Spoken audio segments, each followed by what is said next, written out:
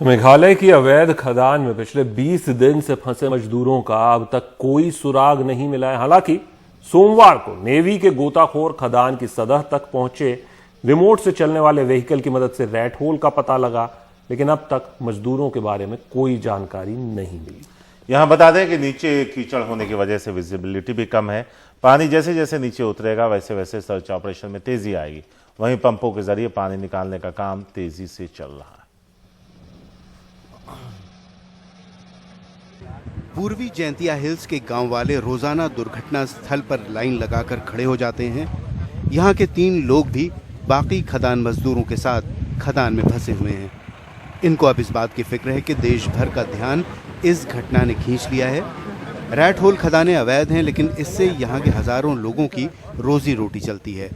कैमरे के सामने नहीं, लेकिन बंद होते ही वो ये मानते हैं कि धड़ल्ले से अवैध खनन हो रहा है। इस हादसे के पहले मेघालय में कोई भी सरकार इस बात को मानने के लिए तैयार नहीं थी कि यहाँ पे खुल्लम खुल्ला कोयले के खदान में काम चल रहा है, बैन के बावजूद। मगर जैंतिया हिल्स के चारों तरफ सिर्फ काला पत्थर ही नजर आता है। हमने ताज़ा कटे हुए कोयले के टुकड़े लोड किए जाते देखे, एक नया रैट होल जिसके साथ क्रेन लगी थी और खदान मजदूरों का निकाला हुआ कोयला भी देखा। जैंतिया हिल्स में हर तरफ कोयला सामंतों के आलीशान बंगले नजर आते हैं। कार्यकर्ताओं का कहना है कि मजबूत कोयला माफिया अदालत की रियायत का फायदा उठा रही है, जिसमें पुराने कोयले को ले जाने की इजाजत दी गई थी।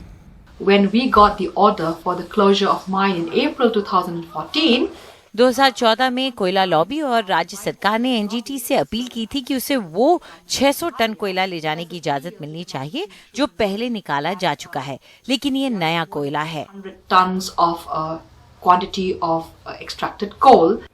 राज्य में अंदाजन 5000 रैट होल्स हैं, जिसमें से ज्यादातर पूर्वी जैंतिया हिल्स में हैं। बाहर से आए मजदूर कहते हैं कि पाबंदी लगने के बाद 70% आर्थिक मंदी आई है और वो चाहते हैं कि पाबंदी हटे।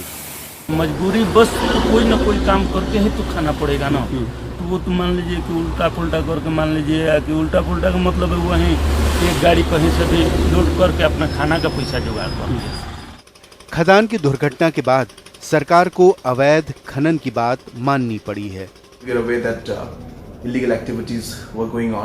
हम मानते हैं कि अवैध खनन हो रहा है, ये सही बात नहीं है और सही समय पर ही कार्रवाई की जाएगी। देखना है कि ये सिर्फ बयानबाजी है या ठोस कदम भी उठाए जाएंगे।